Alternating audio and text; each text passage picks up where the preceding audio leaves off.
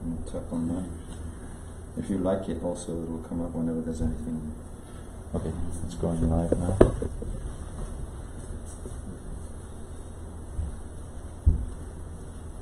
You should see the video coming up.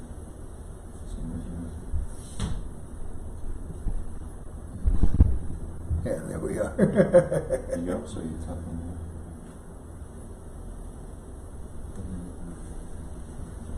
What's going on? Should go to tap on it. Can you tap on it? What's going on with the phone? It's frozen.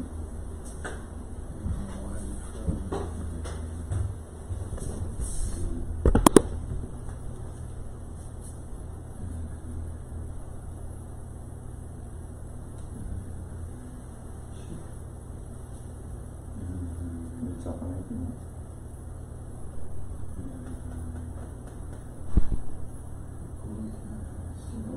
Are you on Wi-Fi? Oh no, I'm on. Yeah, you're on your cell phone. That's why it's so slow. Okay. So where It doesn't matter much because you're not broadcasting from your phone, you're just sharing the information. So it doesn't matter if you're on Wi-Fi or not. Well, no, it says that Wi-Fi is running, but it's not. Yeah, you don't need to. That's what I'm trying to say. Just go back. Yeah, I don't have enough bandwidth. Let's try it.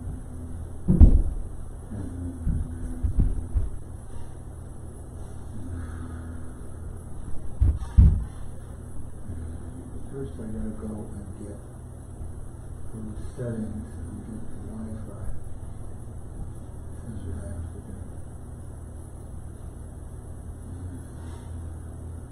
Use 5G extension. 5G extension. 5G extension. Good day for talking to you.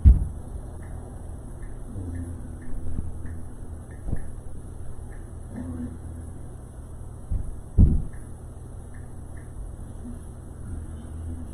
Yep.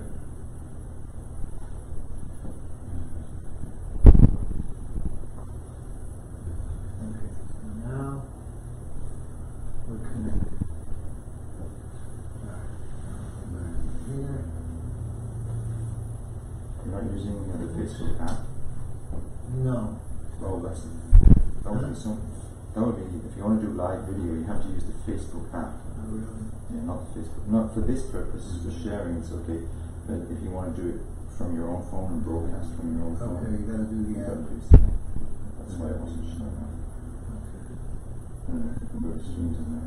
Streams are connected.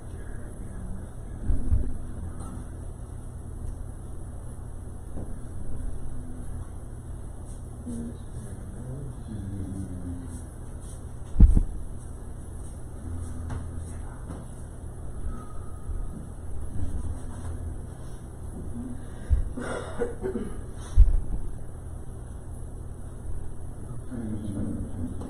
That's the one.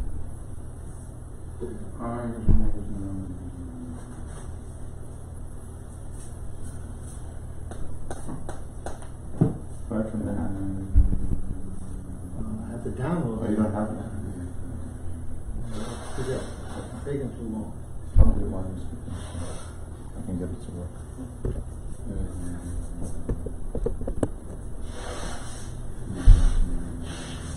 Om Jnanatimidandasya Jnananjana Salakaya Chakshura Militanyena Tasmai Sri Gurave Namaha Vichetanamanavistam Savitanyena Bhutale Swayam Rupam Karamaya Dadanti Swapadanti Kam. First of all, I offer my humble obeisances unto the lotus feet of my Shiksha and Diksha Guru, Nityalila Pravishta Om Vishnupad Asatara Sata Sri Srimad Srila A.C. Bhaktivedanta Swami Prabhupada. And I offer my humble obeisances unto the lotus feet of my Shiksha and Sannyas Guru, Nityalila Pravishta Om Vishnupad Asatara Sata Sri Srimad Srila Bhaktivedanta Narayan Goswami Maharaj. Then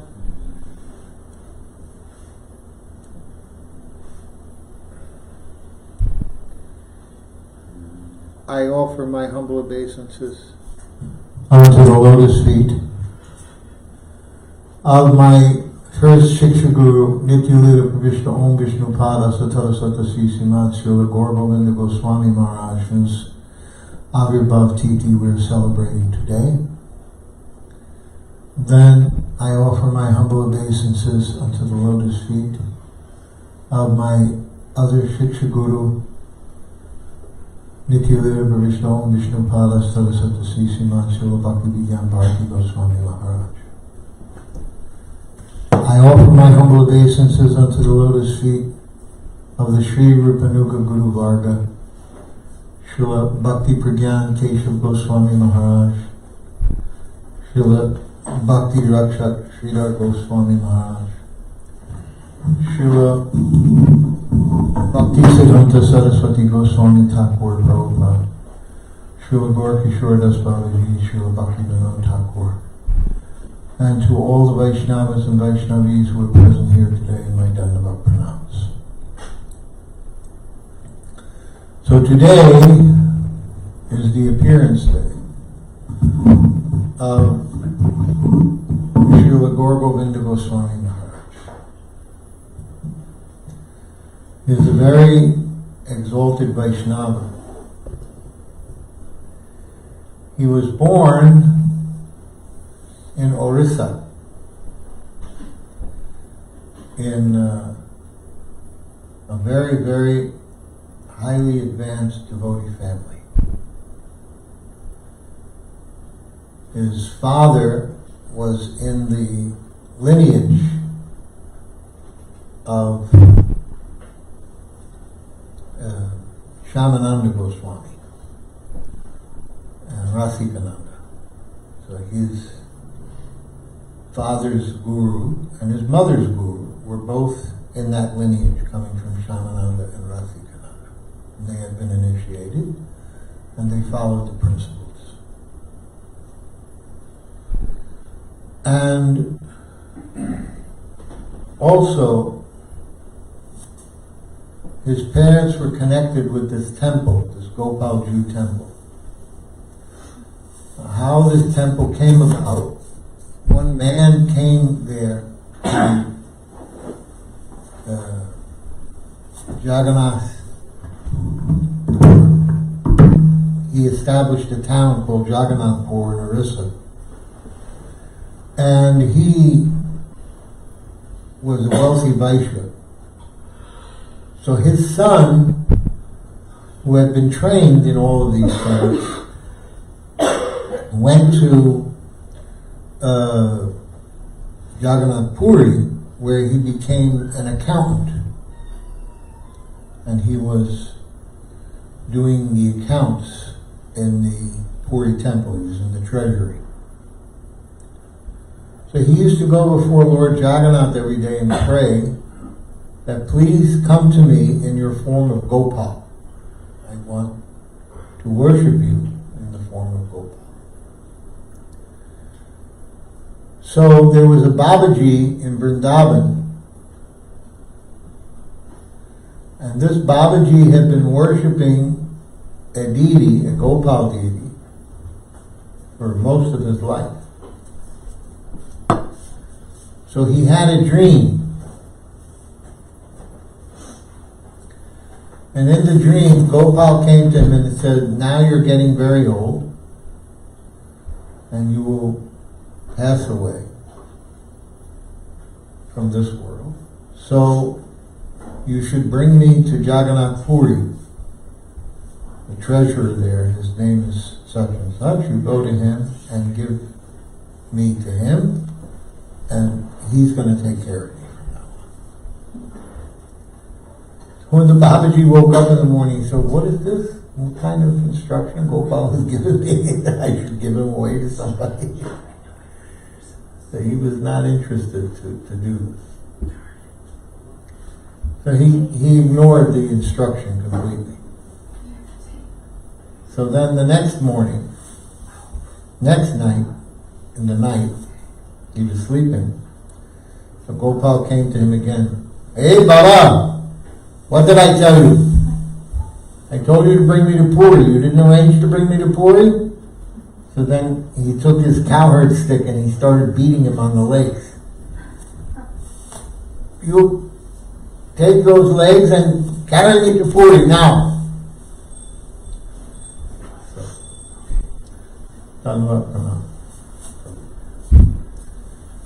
So he was carrying him. He woke up in the morning and he saw all these marks on his legs. So he started carrying him to Puri. Then Gopal came to him again in the night. He said, when you get to Puri, you ask that man to touch your legs, then the marks will go away. Or from the beating with the stick. He woke up, he had the marks on his legs. So he went there to the temple and he inquired at the treasury in Puri if such a man was there. They said, yes, this man is here. So then he met with that man and he told him about the dream, and the man was very happy. He said, okay, come back to my village and you should be the first pujari. He said, I'll build a temple to worship Gopal, and you can live there and be the pujari. So they went there and he built a small temple, and the deity was there in that temple, and the Babaji was the pujari, and then he expired and they got another pujari, and so this special deity was in Gaura Maharaj's family. So this is a very exalted Vaishnava family. This is not a ordinary, some Hindu devotee. These people were Vaishnavas. Not only were they Vaishnavas, they were Vaishnavas in the line, our particular line, our Madhva Gaudiya Sampradaya. Shyamananda and Rasikananda used to spread the kirtans of Narottam Das Thakur everywhere. So his father, Gaura Govinda Maharaj's father, and his uncles used to have a kirtan group, and they would sing all the songs of Narottam Das Thakur. They would sing them a little bit differently though. And the Orissan tune and the Bengali tune, a little bit different. In Bengal, there was Shri Krishna Chaitanya Prabhu Daya Kora More.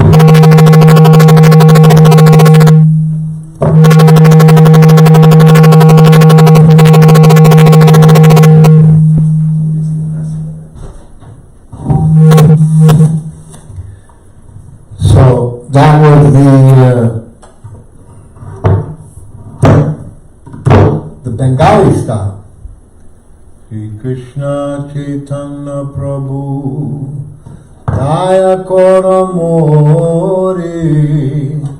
But in Orissa they would sing it Shri Krishna Chaitanya da da da da da da da da da da da da Shri Krishna Chaitanya Prabhu Nityananda, like this, the kind of herky-jerky movement. But this was the way they sang it. So, but he heard these songs of Narottam Das Thakur from birth. Also, in every village in Orissa, there was what was called a Bhagavat Stali. So the Bhagavat Stali was established. There was these five followers of Lord Chaitanya called the Panchasaka, the five friends. One was Balaram Das, one was Achyutananda, and one was Jagannath Das. And there was two others, I forget the names now. But Balaram Das, he was a very high raga bhakta. And once the Jagannath cart stopped for 3 days until he was allowed to come up on the cart and embrace Lord Jagannath. And Achyutananda was a psychic, a visionary. And he wrote the Bhavishya, the future. And he was the one who predicted that not a crow, this other bird, vulture would sit on the chakra of the temple of Lord Jagannath. And that there would be a tidal wave that... Is that yet to happen? Well, they've had a couple of tidal waves, but not one large enough to do what he predicted, which was to destroy the temple, actually. And he said that a new temple would be built, in which all the people of the world would come and worship. He also predicted that foreign sadhus would come to Orissa, right where our temple is. He said that a few miles from the Kandagiri Hills, foreign sadhus would come, and they would spread the mission of Mahaprabhu. So he made all these predictions. Our temple was in Bhubaneswar, just near the Kandagiri Hills. So then,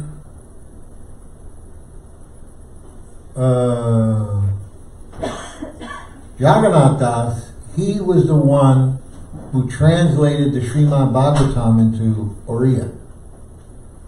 Until that point, all the scriptures were in Sanskrit. And Tulsidas translated Ramayana into Hindi, and Jagannath Das translated Bhagavat into Oriya. And then other scriptures started being translated into local languages.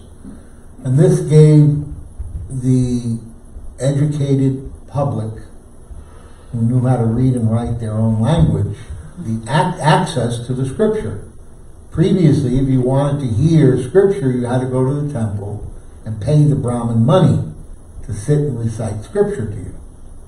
Otherwise you couldn't hear, you couldn't get it. So, throughout Orissa, in every village, and in Gaur Govinda Maharaj's village, there's what's called a Bhagavata Stali. It's a small hut, and in that hut, there's a few, small space for some people to sit down, and there's an altar, and on the altar is the Bhagavatam in Oriya. And people, every day, they would read Bhagavatam. And his father was the reader for the village. So he would hear the verses of Bhagavatam read every day by his father. So he heard the songs of Narottam Das Thakur from birth. He heard the verses of Bhagavatam every day from birth. He heard other scriptures also that was read by his father. And he used to worship this special deity that, is a special manifestation of Krishna that came, from this Babaji by the behest of Krishna himself. And also, he had a very intimate relationship with that deity, even at a very young age. There's a story about how he ran one time with this little boy. They were running around the temple and in and out of, running around. It's like a little, he was like 4 or 5 years old. So the uncle saw them and he thought, this is very disruptive. So he went to get him, and they just at that point they ran inside the temple and went to tell him to stop. So then when he went in the temple, the uncle, and he looked, he only saw his nephew. So he asked, "Where's the other boy?" He said, "No, that was Gopal. He's there." So the story is there about him when he was a small boy, and he was playing with Gopal. So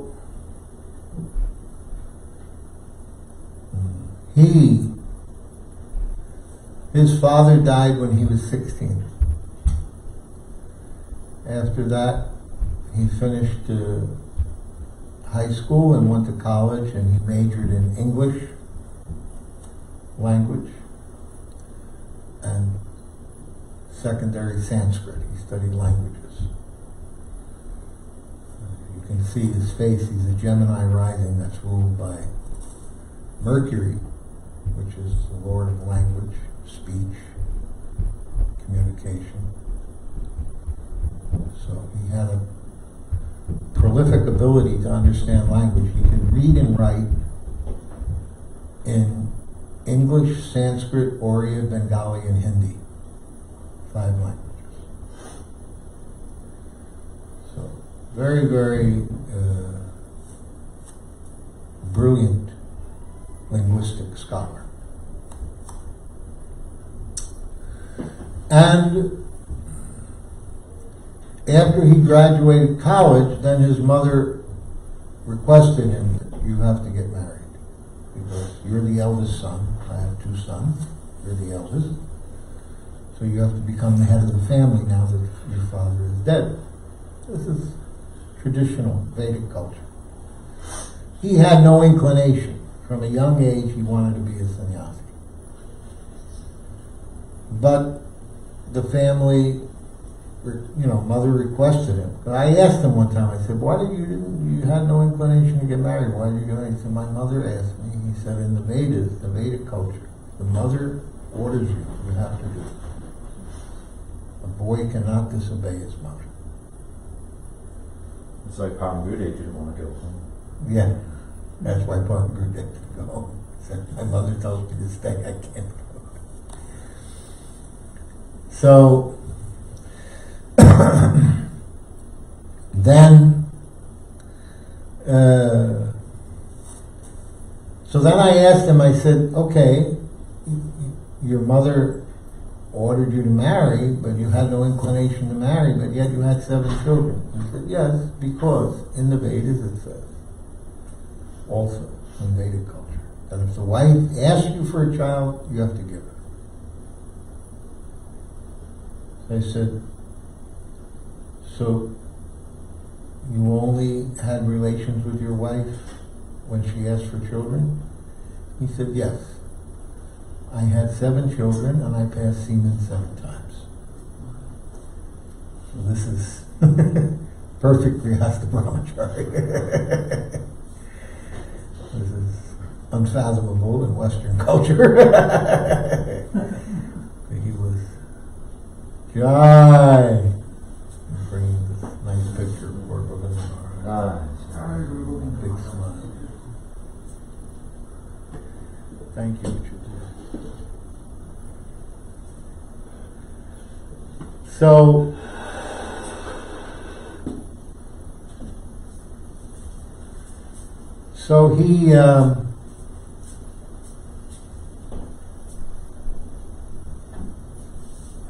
he was staying there, taking care of his family. There's one story that his wife told the devotees later on, that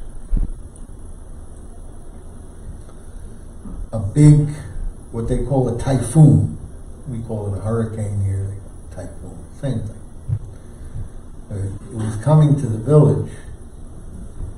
So he said that what she said was that he got a big canvas tarp, like these things that they put down on the ground for people to sit on. He got that, and he held it up with some wooden log or something like that. And he had all the kids come in underneath it, and he stood there and chanted for hours and hours and hours and hours, like 1 or 2 days he was chanting. He said, and they all stayed protected underneath that tarp. And when the rain and everything stopped, they lifted the tarp up, and the whole village was gone. I mean, everything was completely devastated. Their house, every place, gone. It was torn down to the ground. Everybody had to start over. But they didn't get affected throughout the whole ordeal. He was very devoted to the holy name. Very devoted to it. I asked him one time, I said, when your children were sick, did you give them medicine? He said, because they wanted medicine, he said, I would make some medicine, some herbs, but I would chant. He said it was the name that was curing them, not the medicine. He had this kind of belief. He would never take medicine himself when he was sick.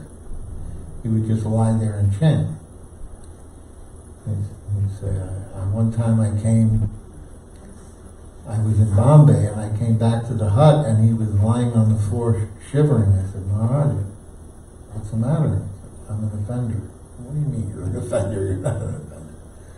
No, you were gone, and Vaishnav Das left. I had to do the puja for the deities. And I left Gornatai without clothes for too long, so they got a chill, so now I've gotten sick. So I felt he had a fever, So I said, Mom, you have a fever. I said, look, I'll go get your medicine. No medicine. When Gopal wants, and when Gornatai wants, then I'll be better. So you just lie there and chant. And after a couple of days, he got up, took a shower, and said, Gornatai had forgiven me. That was his way. He was very, very humble. Then,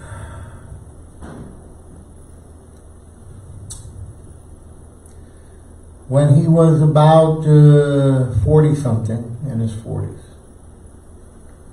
he went on a parikram. I forget where he went. He went on his, on his vacation. And when he came back, he had no more interest in being a teacher. He wasn't teaching anymore. He had been a teacher at the school. That was the way he was making his income to pay, to maintain his family. He had no more interest in teaching anymore. He would just simply talk about Krishna, Leela, and Bhagavatam all day. And then he decided, I'm going to leave. So he left, and he went a few villages away, a couple of villages away, and he went and he stayed under this big banyan tree. So everybody came, they heard he was there, they all came, they tried to convince him to come back, and he refused. He argued with everybody, and then he left. And there's a thing in India, before you take sannyas, you have to visit the 4 dhams. You have to go to Puri, Haridwar, Dwarka, and Rameshwaram. So he was going to all these places. So he had gone to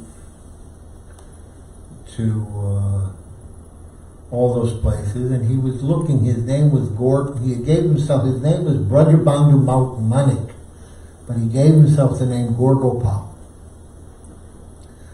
He said, I was looking for a teacher who was going to teach me Gaur and Gopal, these 2 things. So he said, I got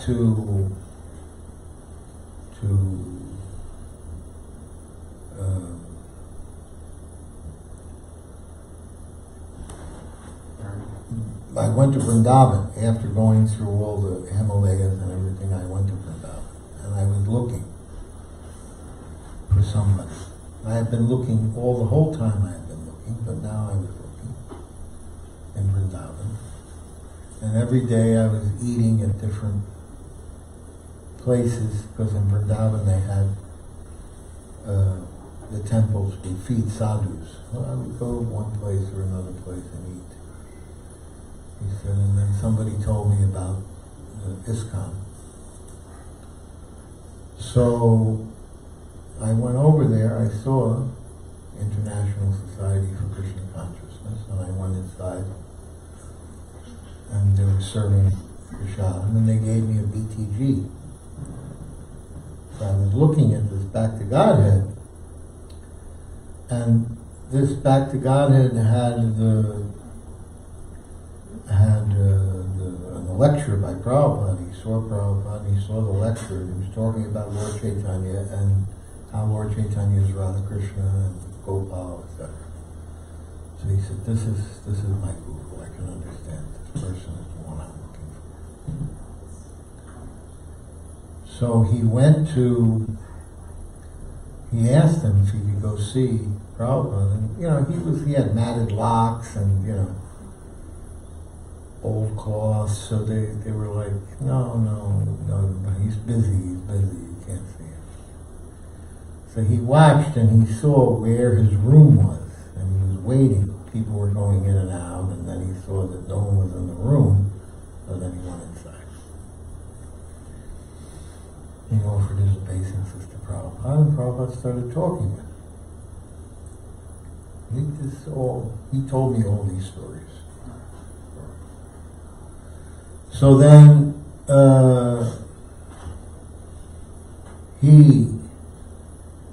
Prabhupada asked him, he said, who are you, what's your name, where you come from? Prabhupada always wanted to know. He was telling him everything about his education and birth, his family, everything. And then Prabhupada told him, he said, I will give you sannyas, and you will go back to your own place, meaning Orissa, and you make your own disciples.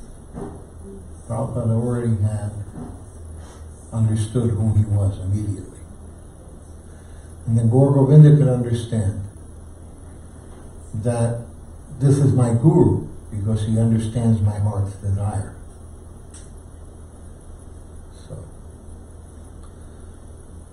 while they're talking, of course, some of the Western devotees came in and said, Prabhupada, is he bothering you? He said, no, he's not bothering me. Get up, go over. So he talked with him for a long time. And he asked him, can you translate? He gave him a BTG that was there in English by Prabhupada's table. He gave him the BTG. He said, can you translate this into Hindi? So Gaur Govinda said, yes, I can. So then he called him, he said, come here. He said, give this man a tablet, to write on, and a pencil or a pen, and he's going to translate my article into Hindi. So then he went in the back in Prabhupada's quarters and he translated the article, and then he came back out and he gave it to Prabhupada, and Prabhupada looked at it and he read through it. He said, very good, very good. So you stay here now, you become my disciple? He said, yeah. Oh, said, okay. So then he called him and he said, shave him up and give him dhoti and kurta and everything. And he's going to live with us now and translate my books into Hindi and Oriya. So that was how it began for him. And I was in Bombay. Prabhupada had people working with the Indian BBT in Bombay. So Gaur Govinda came to Bombay, and I was there collecting work and stuff like that, like membership. So Gaur Govinda came, and I saw him, and he was very quiet and very reserved and to himself. Either he was translating, or he was chanting, or he was going to the program, but he didn't, And then they would give him service sometimes, like to wash pots and stuff, and he would wash the pots very humbly. I mean, he was twice our age now. I remember one day sitting in the room with Prabhupada, and Gargamuni comes in and he's talking with Prabhupada. He said, "You know that boy in the translation department?" Prabhupada said, "What boy?" He said, "Gaur Gopal." I said, "He's not a boy. He's old enough to be your father." So I thought, oh. And then I had some more respect for him, because Prabhupada said he's like our father. So, and I saw he's always chanting. So then Prabhupada gave him Harinam. After 2 months, he gave him Harinam. And then they moved the BBT department, the translation department, to Mayapur, so he went to Mayapur. And after 2 months, he got Gayatri. So this was in 75. So then, at the festival, I went to Calcutta. I had a small Sankirtan party. I went to Calcutta. I'm in Calcutta. Gargamuni asked me to arrange for a train, 2 cars, extra cars on a train to go from Calcutta to Hyderabad, because that's going to be the next leg of the festival. It was Mayapur, Hyderabad. Prabhupada was opening the temple there and installing the deities, and then Vrindavan for the opening of the Krishna Balaram temple. So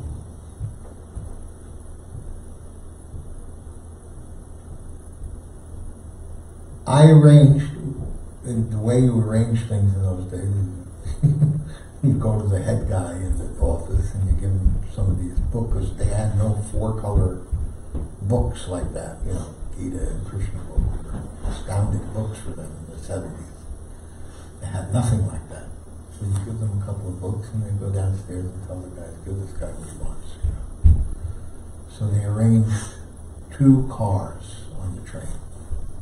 So I knew that train was going, on what date it was going and everything, because I had arranged it. Did you have to pay for that, or did you just... Yeah.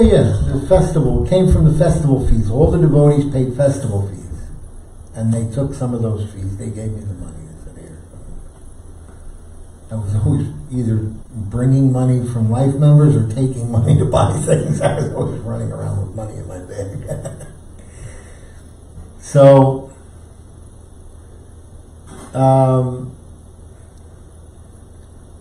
Prabhupada calls me up to the room one day in Mayapur during the festival. And he says to me, Gaur Govinda is going to go to Orissa. Some life member has given us some man there. Actually, this man was a very important man. He was the Secretary of Defense, or the Assistant Secretary of Defense in the central government under Nehru. And he spoke Russian. And so when Khrushchev came, he was the one who escorted Khrushchev around Delhi and around India to see India, because he could speak with him in Russian. Khrushchev didn't speak any English. So he was a very important man, a very powerful and influential man in government. So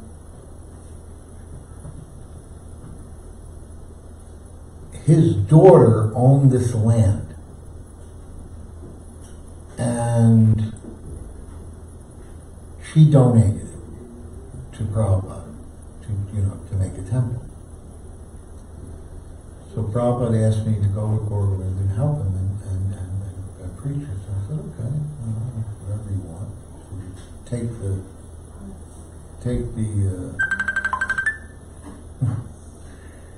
the life member, take the Sankirtan team with you, and take the Sankirtan team with you. So I said, okay. So we went down there. I had like 6 brahmacharis. I had a certain amount of money saved. We had a treasury, from preaching and collecting in other cities. So we get down to Orissa. Nobody speaks English. Nobody speaks Hindi. Nobody reads English. Nobody reads Hindi. So I can't distribute any books. I can't make any collections. I can't communicate with anyone. So I'm like, oh my God, what are we going to do here? And every day I'm spending. Meanwhile, we go to look at this land, and it's in a jungle. There's this big jungle. It's on the edge of the highway, National Highway number 5, which goes from South India to North India on the East Coast. And there's nothing there. I mean, there's just trees and, when I lived there with him in the hut, there was wild boars with tusks, and there was, a snake came out from underneath the hut we lived in one day. The thing must have been 20 feet long. Big snake. Huge. So there was all kinds of wild animals there and everything. So Gordon and Marge and I looked at this place. I said, what kind of place is this? So he didn't mind anything, and I was like, so I'm thinking, okay. So I went to him one day. I said, look, we've been here, a week or 10 days, whatever it was. I haven't been able to collect one rupee from anybody. I said, I have no more money. I can't feed anyone anymore. We were eating prasadam from the Ananta Vasudev temple. The Ananta Vasudev temple was a Vishnu temple, so we were buying prasadam from them, and we're eating that prasadam. So I said, we can't sell any books, we can't do anything. I don't know what to do here. So I said, there's a train coming. I booked a train. I said, I'm going to bring everybody down. We're going to get on the train. We're going to go to Hyderabad and talk to Prabhupada. I said, well, you can go. He said, I'm not going. I said, you're going to stay here alone? I said, yeah. I said, but you're not a sannyasi, you're a brahmachari. Brahmachari can't stay here alone. You've got to come with us. He didn't like that. He was very determined. Okay, I'll go. So we went. When we got there to Hyderabad, Prabhupada said, what are you doing here? And I said there was a lot of problems and everything, and he said, well, come tomorrow morning and we'll talk. So I went there the next, day in the morning of Gorgovind, and we started talking to Prabhupada.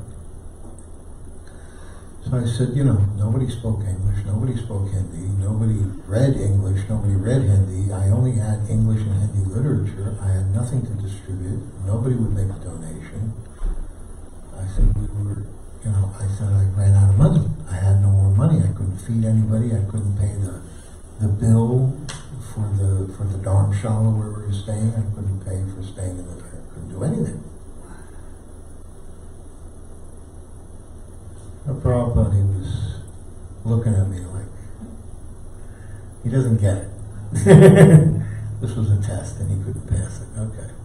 So, then Gorgovinda says to him, I want to take sannyas. So Prabhupada looks at him. So now, we're in Prabhupada's room in the morning, and just before breakfast.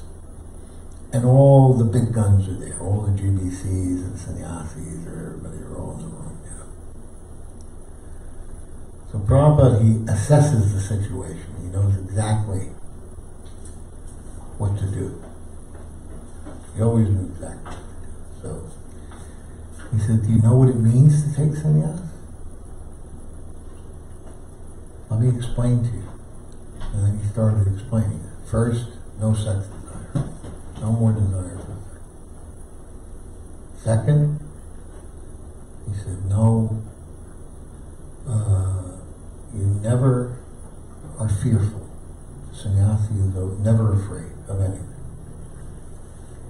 And third, you never feel alone.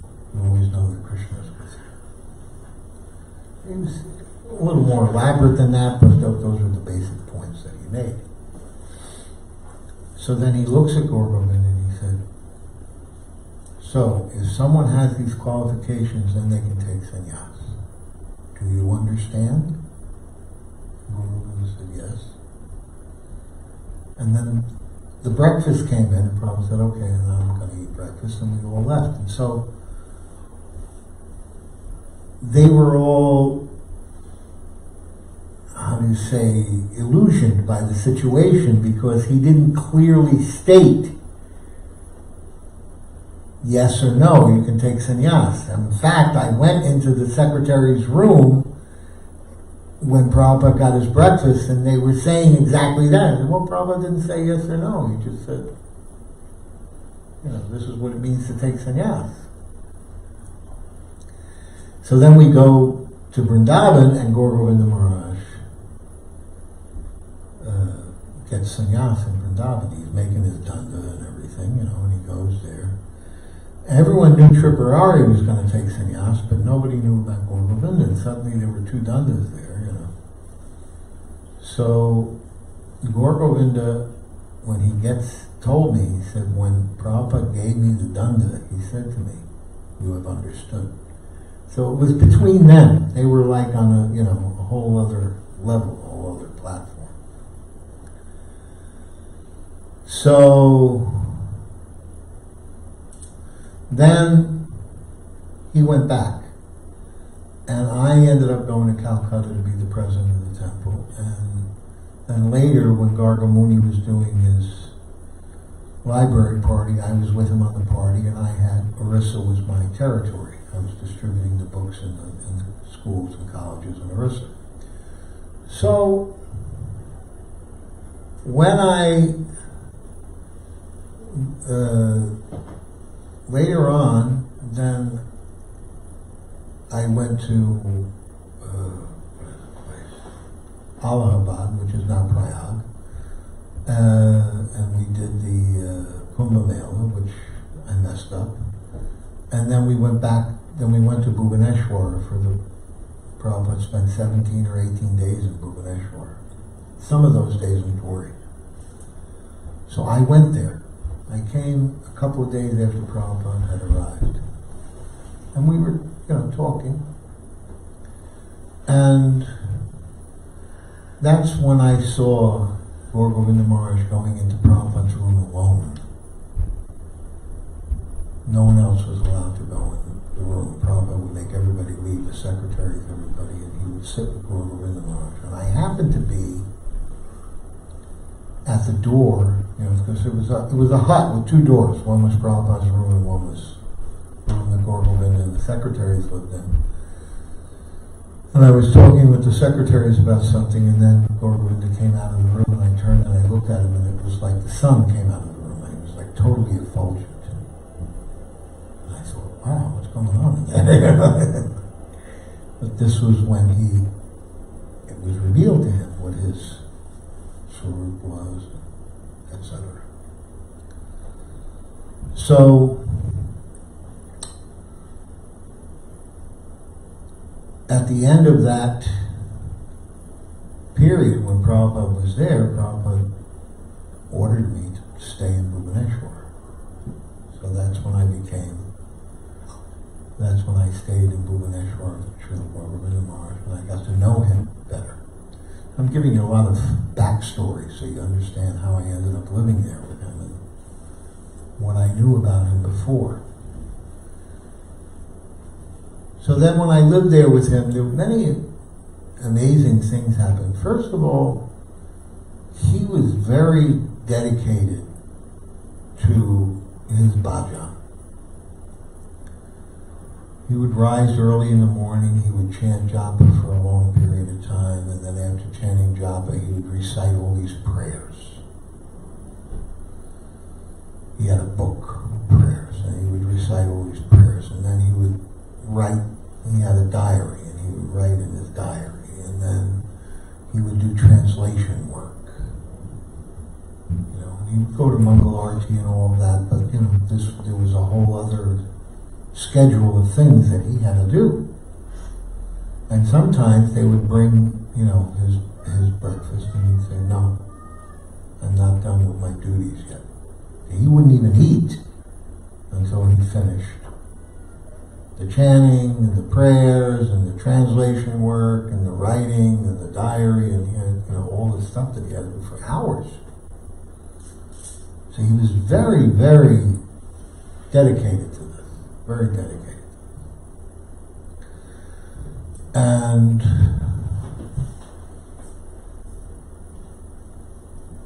we would spend time together. I would ask him so many questions. We had Elmiras, small Elmiras on each side. One next to his seat and one next to my seat. And we had all our books in there, and I would ask him so many questions about, preaching and Krishna consciousness. I remember asking him one time, what stage do you have to reach so that you don't fall back under the influence of Maya?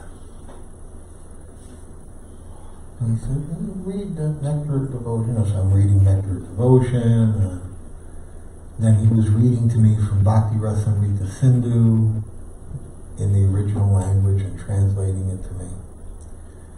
I was asking so many questions and everything, and I, kept researching, and finally I said to him, it appears to me, from everybody, I was reading Jaiva Dharma, and when you reach Bob, you're pretty much safe.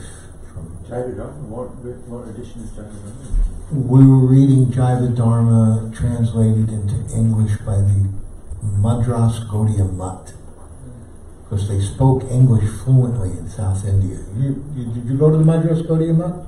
No, I didn't. But they had an edition. I read it. It came out in a magazine in parts, so I read some of it there. Yeah. In parts in a magazine. Yeah, but they had a volume from the Madras Gaudiya Mutt in English, which I was reading. So I said to him, it appears that when you get into Bhagavat, pretty much said, yes, this is correct. And then I could understand he knew all along. He could have just told me. But he didn't want to just tell me. He wanted me to do the work. He wanted me to search and read and study and learn on my own, which I did. So he was like this. He was my teacher, He was my teacher. And he used to read to me from Radha Krishna Ganadesha Dipika and Gora Ganadesha Dipika. Yeah.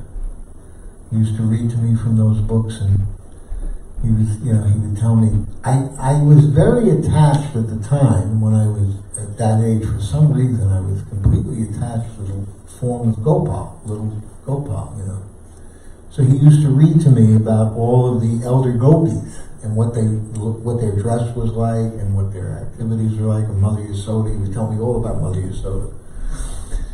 So I could understand what he was doing. He was trying to encourage me. He figured I had some inclination in that direction, so he tried to encourage me. And I actually went to Gurudev and discussed all of this with him. At any rate, that's a sidebar. But, he used to read to me from a lot of books in Bengali and Sanskrit and explain it to me in English. And so my first shiksha, my first learning experience was with him. I used to do chaturmas during that period, but I wouldn't, I would only eat one meal a day of rice and dal, khichdi, cooked with nothing, not even salt, on the floor, and I would eat it off the floor. And he was watching me do this tapasya, So... Your hands behind your back? Huh? Yeah, hands behind my back, like a cow, bending over and eating off the floor. So I did this, and I was doing it, and I had this thing. There was always ants and other insects and stuff coming in on my... I would say to him, why aren't the ants coming on your chair? Why do the ants come on my chair? He said, they know that you don't like them, so they're giving you trouble. So one day I'm sitting there, I had a little desk. I made a desk for him and a desk for me. I had a guy come and do it. Because I would go every summer, I would go to the West to re-up my visa. And while I was there, I would collect money, and I would have other devotees collect money, and then I would, I had 1 year, 3-4 devotees collected $5,000 each for me, plus I collected about $10,000. We brought it all back, and this was how we got the foundation into the ground. Is this always during Prabhupada's time or now? Or we after? No, this is after Prabhupada. And so I'm sitting there at the little desk is there, and this enormous grasshopper flies in the door, lands on my desk, and just hops around on my desk.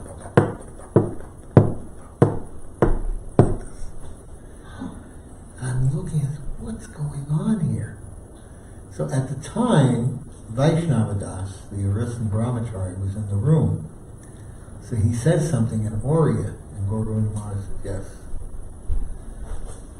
So then I said, what is he saying? He said, the demigods are worried about your tapasya. They think you're trying to take over heaven. So they've come here in the form of this insect to see whether you'll kill him or not. If you kill him, then you lose your tapasya, but if you don't kill him, then it's better. They want to see if you can tolerate. So I started praying to the insect. I said, I have no interest in taking over heaven. I said, I'm just doing this tapasya to make spiritual advancement. I have no interest in taking over heaven. And then he just got up out the door. But he knew if it wasn't for him, I wouldn't have any understanding whatsoever about what was going on. And there was other things. I had a terrible temper, which on occasion still shows its head.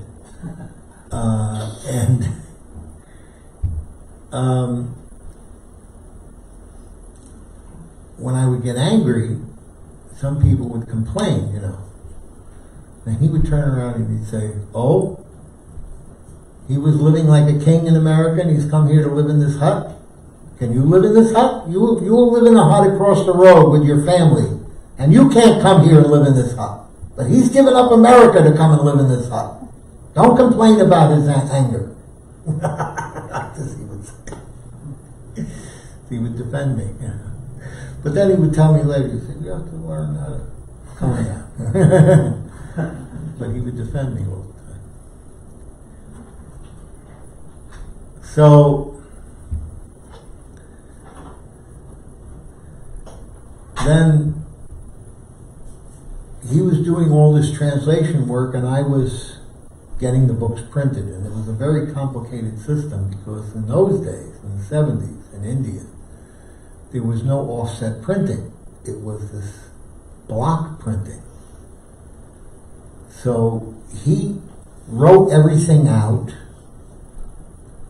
in Oriya in a like a school book, like a book that a kid would, a writing tablet in school.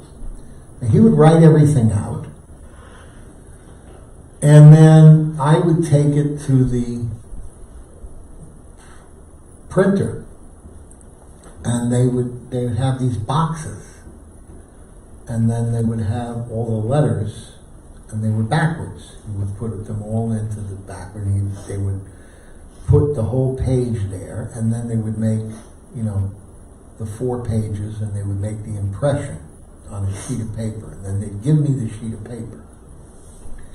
And then I would take it back to him, and this is BC, before computer, So I would take it back to him, and then he would look at it, and he would edit it, and then I would have to bring it back to the guy, the printer, and then he would adjust the boxes, and then he'd make another impression and give it to me, and then I'd bring it back to Guru Maharaj, and he'd read it and say, okay, now this is good.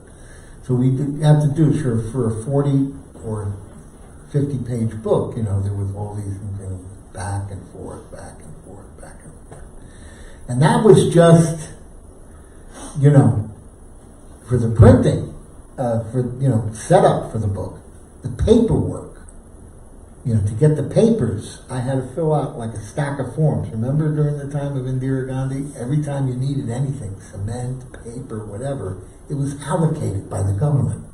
You couldn't get it unless you filled out all the papers. And because we were a religious society, we would get first dibs on all of this, but,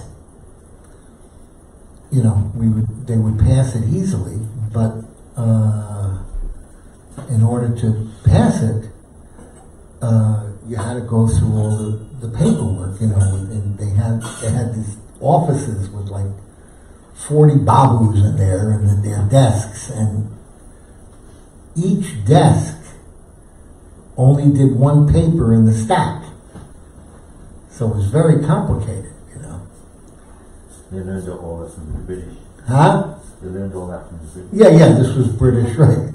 That's what you guys gave me. This one was checked. I once withdrew 90 rupees from a bank, Yeah. and there were 3 clerks, and one had a film. And he'd give it to him, and he would check it, and then he would check it. And then the manager would come out. Yeah. I got 90 rupees. I know. But this is to provide employment. This is- Right, because they had to provide employment for everything.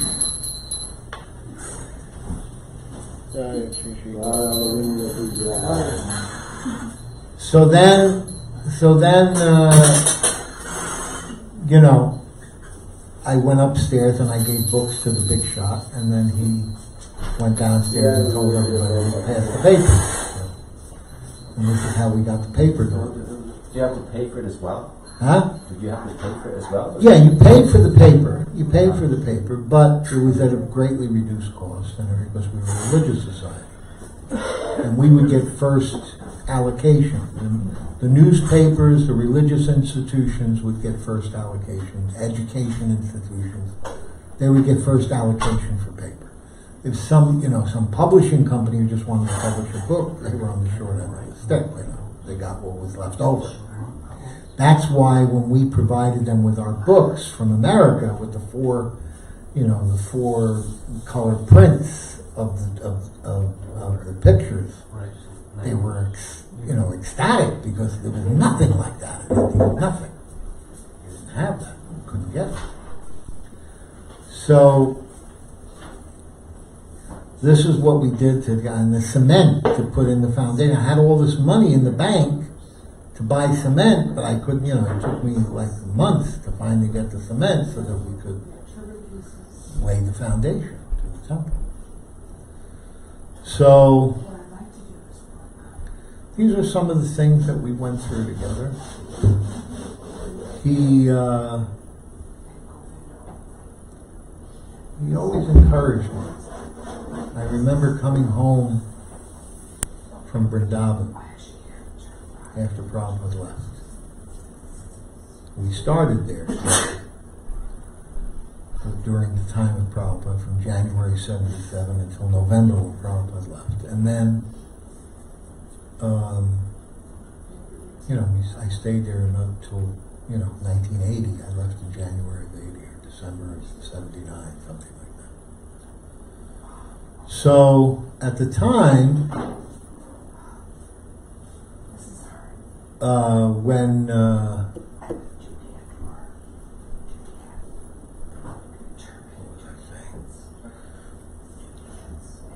so Prabhupada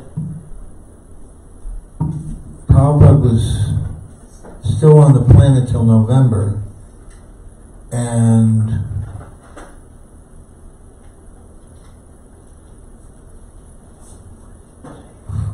so then I came back from Vrindavan after Prabhupada left. I was there when he left, and then I came back. And when I came back, the whole time I didn't cry. So should I go over or just stay in Orissa when Sri Prabhupada left? We were going back and forth. So when I came back from America, and I arrived in Vrindavan on October 8th, it's in the in the conversations. That was the day that Narayan Maharaj went and had the conversation with Prabhupada in Hindi. And I saw him coming in to have the discussion with Prabhupada. And then I saw him several times after that. So, I was there when this happened. So, then I came back to Bhubaneswar. Then Gaur Govinda Maharaj went to stay with Prabhupada. And I came back at a certain juncture, and that's a whole other pastime, So then Gaur Govinda went, and he came back. And then I was ready to go, but I wanted to celebrate Govardhan Puja with everybody at the temple in Bhubaneswar. And then that night, I got on the train and went to Calcutta, and then the next morning I went to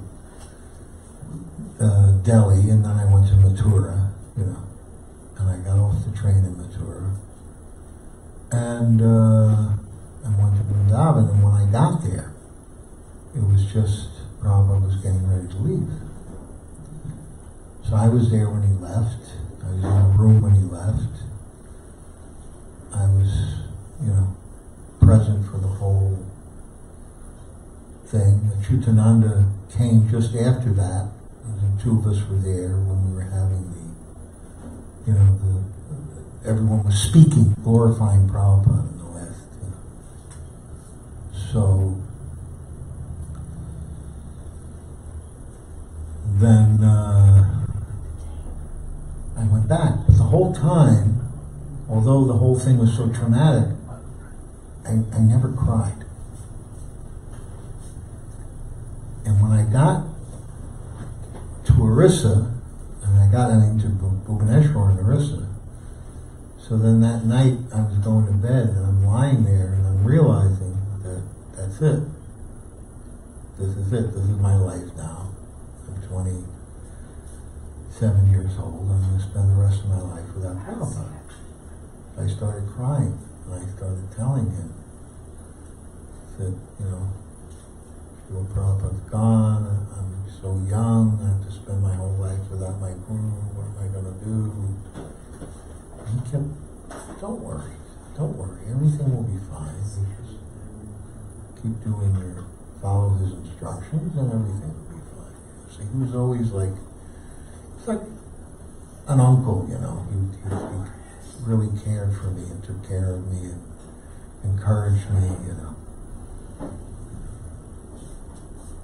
So, anyway, then another important pastime was in 1979 when he went into ecstasy.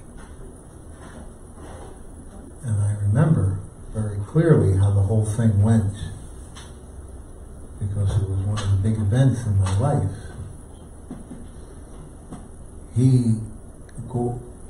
Lagudi said that when they were at Madhav Maharaj had passed away just before Gaur Purnima. Bharti Maharaj was guru.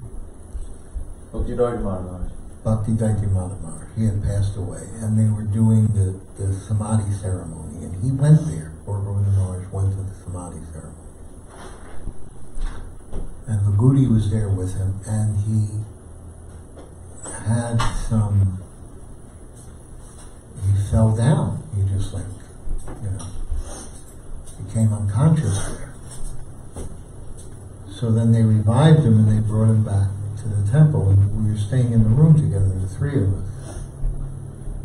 So Lagudi told me what happened, and I said, what happened, Maharaj? He said, I was not feeling well.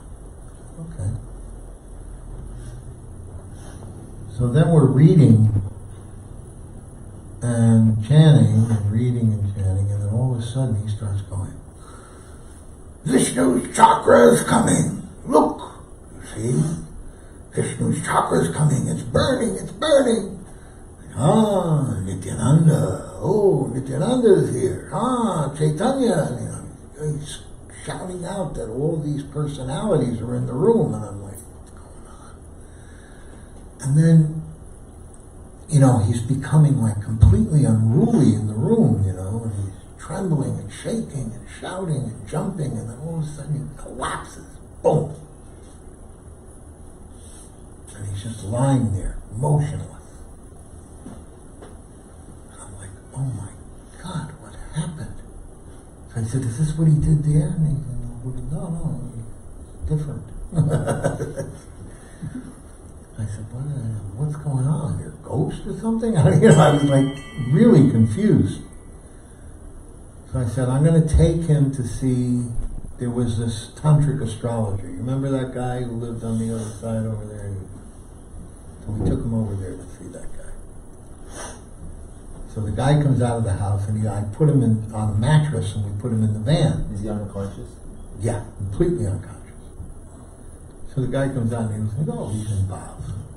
Not a problem.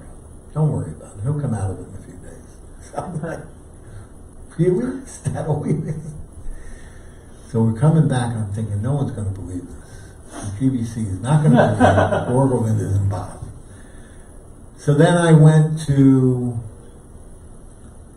stopped at Madhav Maharaj's mutt. There was an old homeopathic doctor there.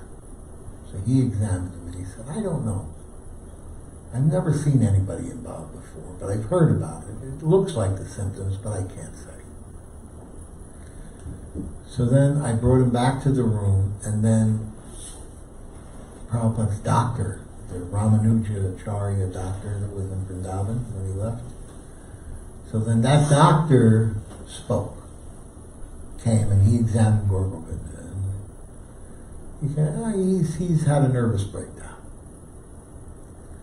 So Bhakti Charu and his old friend, Sarva Bhavana, the two of them were there. And Sarva Bhavana was arguing with me. He said, how could it be just a nervous breakdown? He said he was shouting all the names of Krishna and everything. And they were arguing in Hindi, and I only understood half of it, or part of it, So finally, he questions him. He says, could someone have these symptoms of nervous exhaustion from being involved? So then he said, yes, that's possible. That's possible. Ayurvedic doctors. So then that was it. He left.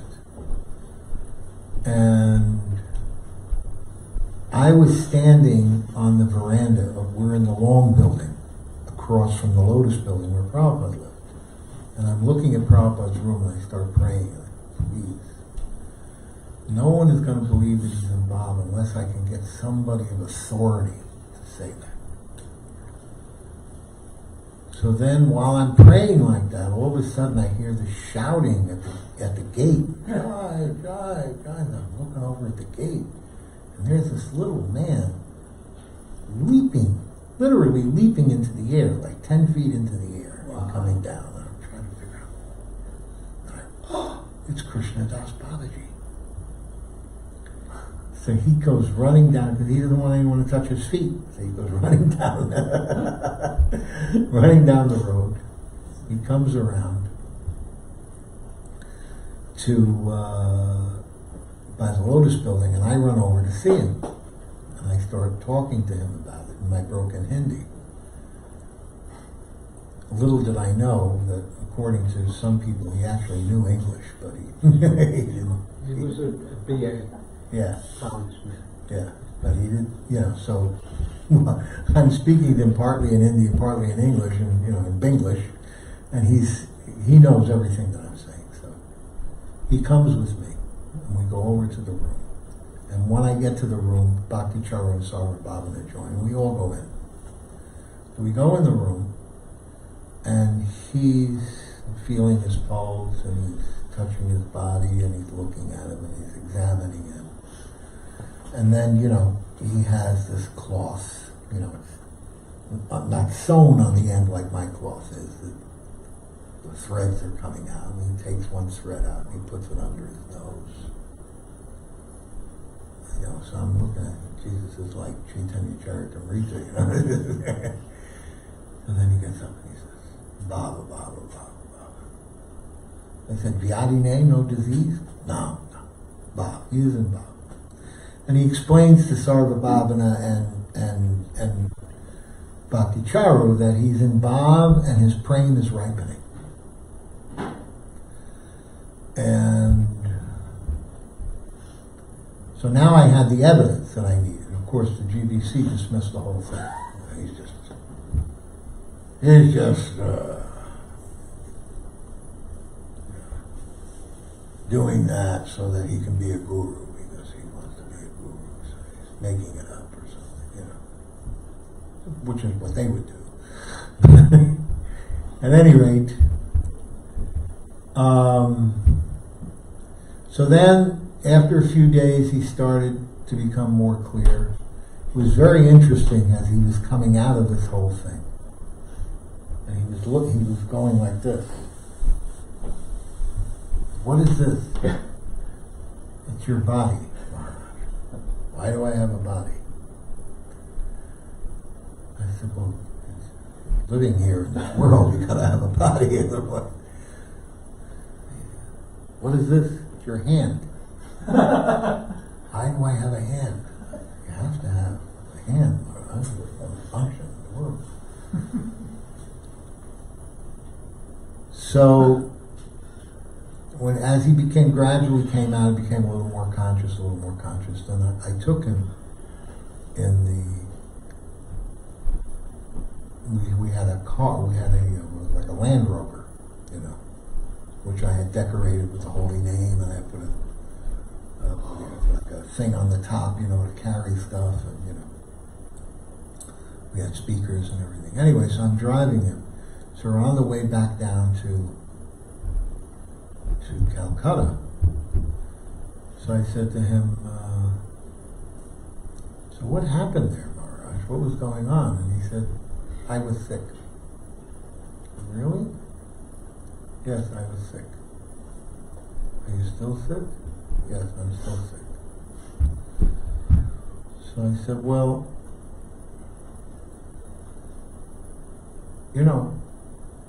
some people say that you were in Baba. No.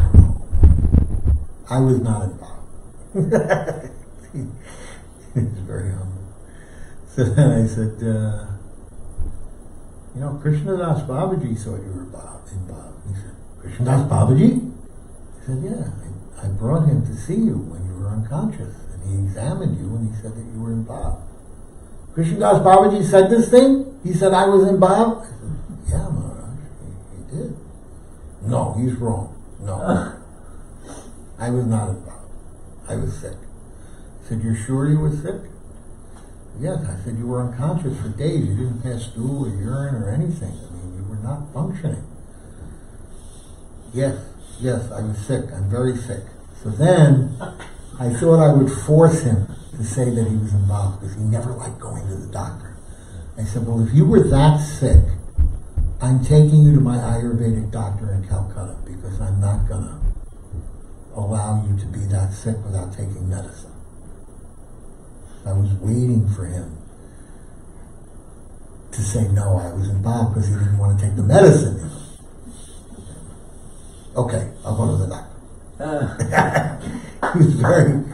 He would not admit the whole time what happened, So then I brought him, this doctor I had was an extraordinary personality. His name was Balakrishna Narula. He was a Punjabi, big man. And he made extraordinary medicines, really powerful medicines. He was like a master herbalist. That's where I first learned about herbology from him, because I studied with him. So he also was a psychic and a visionary. Every day after lunch he would smoke hashish. And then for 2 hours, he would be in a hyper conscious state. And you could ask him any question about the future and he would answer. He would know. We were trying to find out about Jayapataka getting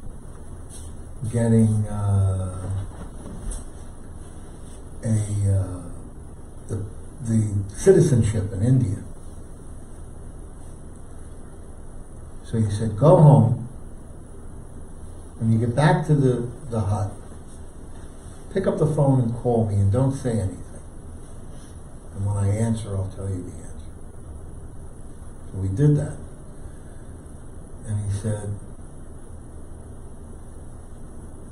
because we asked him, who should we go to, Biju Patnaik? But Biju Patnaik he was the Minister of Aviation or something, you know, or Atal Bihari Vajpayee, because he was the Home Minister. So when we got back, he said, if you go to Biju, even if he's doing nothing, he won't help you.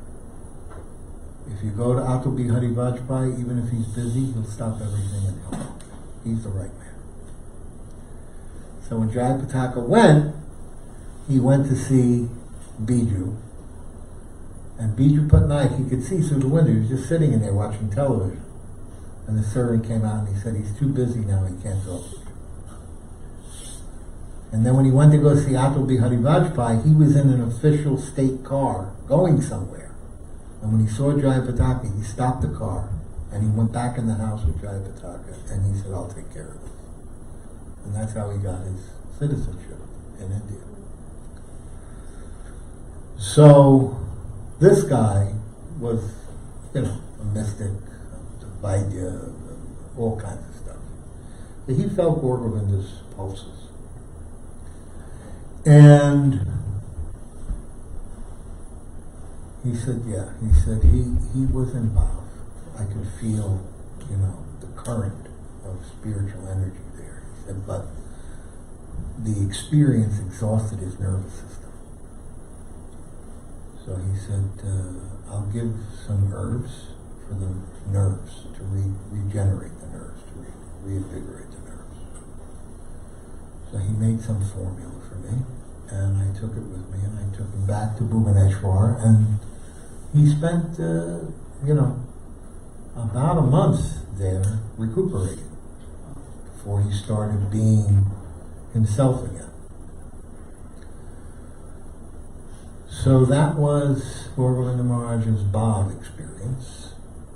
Very interesting and exciting experience in my life. I was here in Florida when he expired. He came here. Huh? He came here. He's in the house next to my house. Yeah. Yeah, he came. I was living in a small 2-bedroom apartment, and I rented that house when he came here to Florida, where Amarado lives now. And I rented the house, and we were going to move from the apartment to that house because we needed more space, you know, more room. And I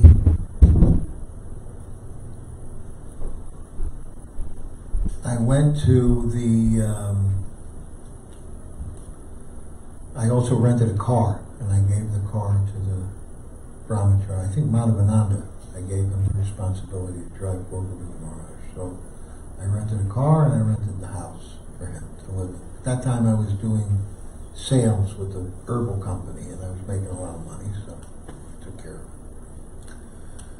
And we went in the house on the appropriate time. He was the first one to step in that house.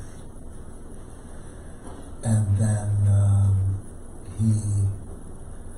we did puja to the deity, we did arti to the deities, and then we bathed his feet. And there's a picture of me and Nishringa. Nishringa was about 3 years old at the time, bathing Gaur Govinda Maharaj's feet and taking Padajal. And, you know, so, and then he did some lectures here. He said to me, these people, they're not interested in bhakti. The temple. They just want to make money and live like grihastas. They're not interested. So he didn't come back again. Oh, and I took him to Nalini's house. You know Nalini Kanta. So Nalini Kanta, thank you, Chitananda, for coming. Nalini Kanta has these Radha Govinda deities. So I told him, I said, we have to go to my friend Nalini's house to do this program. So he said to me, why? Why do we have to go to his house? I said, he has these beautiful deities of Radha Govinda. Very special deities. I want you to see these deities. Okay. So then we went, we did a nice program, big kirtan, he gave a lecture. And then we sat at the table to eat prasadam, and he was at the head of the table and I was next to him. So we were about to eat, and then suddenly he turns to me and he said, "You're right. These are very special deities." So he liked the deities. He liked Radha Govinda. So, like this, we had some experiences in our life. And I said on Prabhupada's festival day that I had prayed that you please leave me with your pure devotee when you go, and he did. He left me with Gaur Govinda Maharaj. So I was very fortunate, very fortunate. You were aware that he was pure? Initially, no, but after living with him, it didn't take long for me to figure it out. It was pretty obvious after a while, you know. I remember Shroti Maharaj came and visited one day.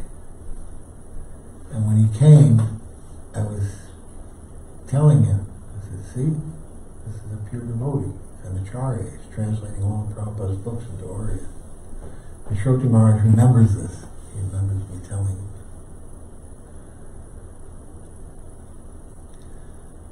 They say that he was very disappointed because the GBC behavior and all these things. Yeah.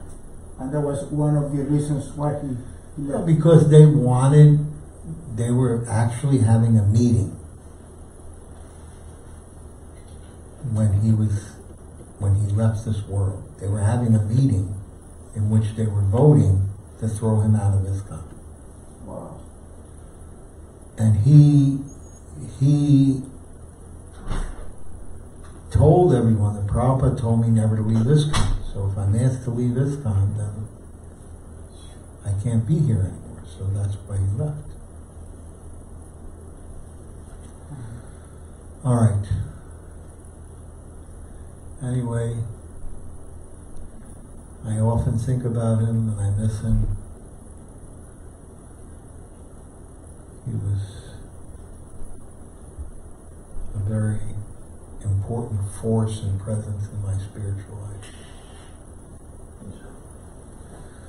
Thank you very much for coming tonight to hear the Katha.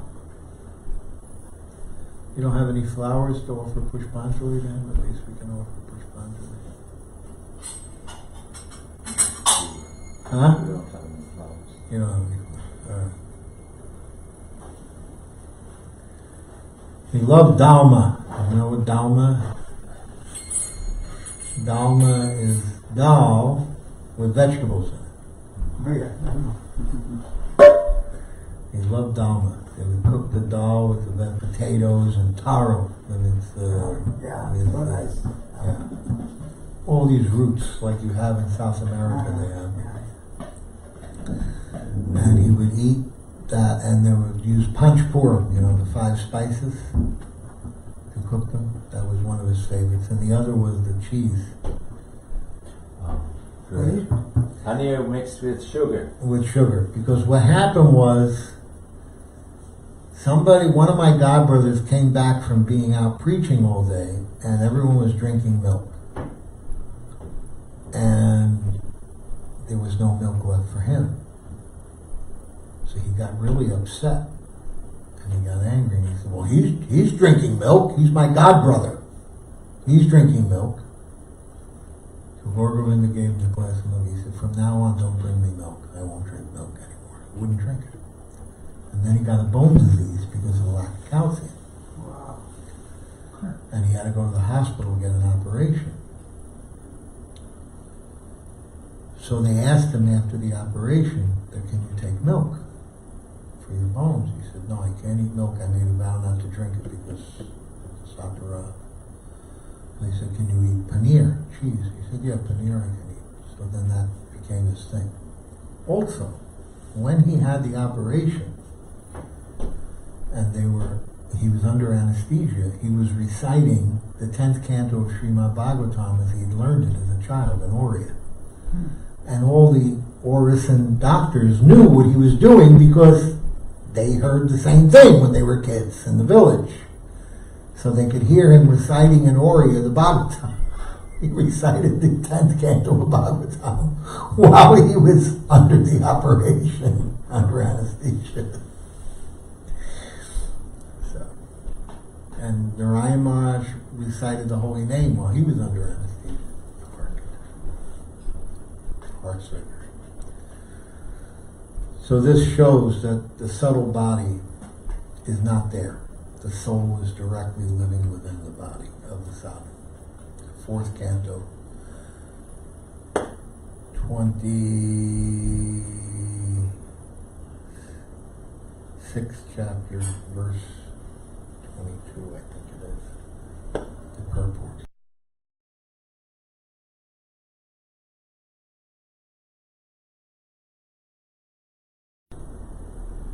The soul is direct.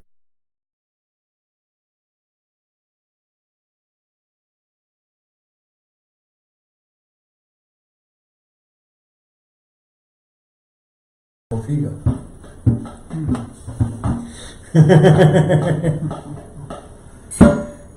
soul is just inhabiting the body directly, beyond our comprehension. As they say in America, it's above your pay grade. Okay, Kirtan. Hare Krishna, Hare Krishna, Krishna Krishna, Hare Hare, Hare Rama, Hare Rama, Rama Rama, Hare Hare, Hare Krishna, Hare Krishna, Krishna Krishna, Hare Hare, Hare Rama, Hare Rama, Rama Rama, Hare Hare, Hare Krishna, Hare Krishna, Krishna Krishna, Hare Hare, Hare Rama, Hare Rama, Rama Rama, Hare Hare, Hare Krishna, Hare Krishna, Krishna Krishna, Hare Hare, Hare Rama, Hare Rama, Rama Rama, Hare Hare, Hare Krishna, Hare Krishna, Krishna Krishna, Hare Hare, Hare Rama, Hare Rama, Rama Rama, Hare Hare, Hare Krishna, Hare Krishna, Krishna Krishna, Hare Hare, Hare Rama, Hare Rama,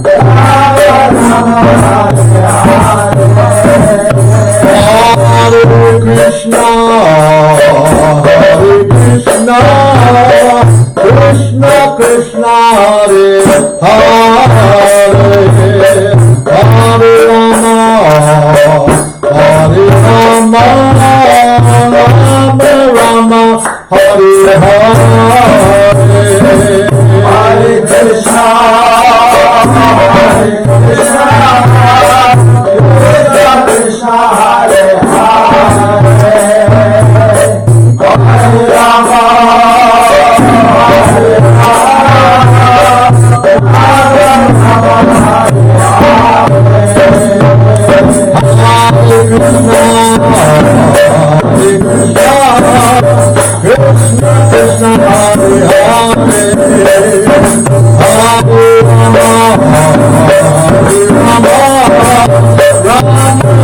Hare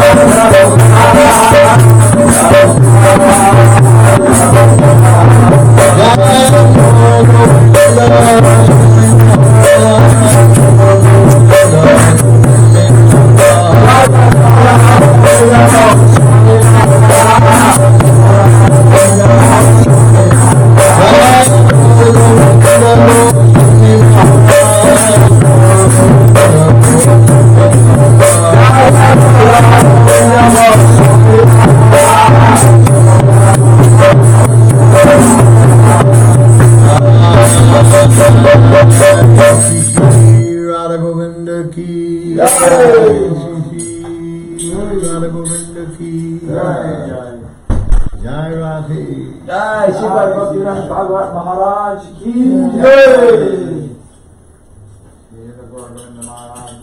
Jai.